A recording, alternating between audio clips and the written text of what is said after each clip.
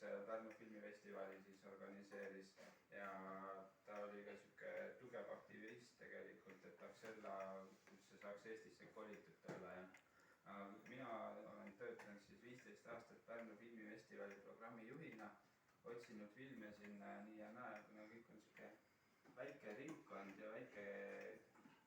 festival ja nii edasi ja siis kui Axella Pärnusse tuli, siis hakkasime läbi käima ja päris huvitavad läbikäimised olid, sest temaga oli alati huvitav filosofeerida ja ta oli niisugune nagu siin ennem ütlesin ka, et ta värskena Eestisse tulnud, tal oli Eestis tegelikult selline mingi oma kujutel, milline Eesti on, ütleme kui siin Lutsu koolimajas või siin olla kevade kõiges selles ümbruses olla, siis ütleme, Axella oli selline Tõnissoniku mõttemaailmaga ja täielik selline nagu, kui te arvate, et Isamaa eest, Eesti eest, kogu aeg võitlen, on ju, et see oli nagu tema selline maailmavaade ja sellega ta Eestisse nagu tuli, on ju. Aga tasapisi ta võib-olla mingis mõttes pettus, aga samas, kes tal siin olid sõbrad, tal tekkisid see Filia-paatria, tal tekkisid oma sugulased siin, kellega ta kirjavahetust hakkas pidama, ta pidas kirjavahetust tagasi Brasiiliasse, on ju. Ja seal Pärnus olles, mina noore inimesena, siis tol hetkel, veel Maria Soosaarega ka olime nagu paar ja siis nagu me kahekesi toetasime teda, on ju. Ja käisime temaga linna peal, tegime asju ja nii ja naa, on ju.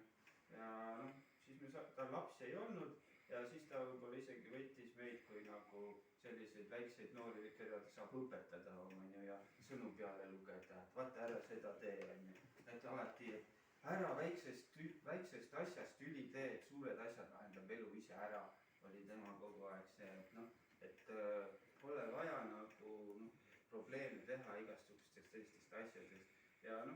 suurted asjad, need tehakse ise suvest ära, keegi kuskil kõrgemal otsustab. Ja ma ei tea, palju on kõik rääkida igasuguseid asju, isiklikke, tööalaseid, ma mõtlen filmialaseid, aga ma ei tea, kust või mida, kust otsast mida võtta või alustada rääkida. Sa ütlesid küll ilusti, et ma käisin temaga läbi, kui ta oli Pärnus ja pärastki veel, siis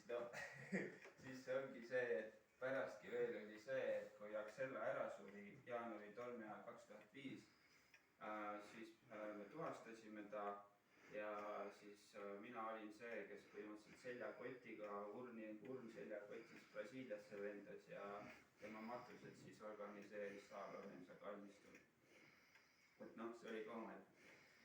omalt ettevõte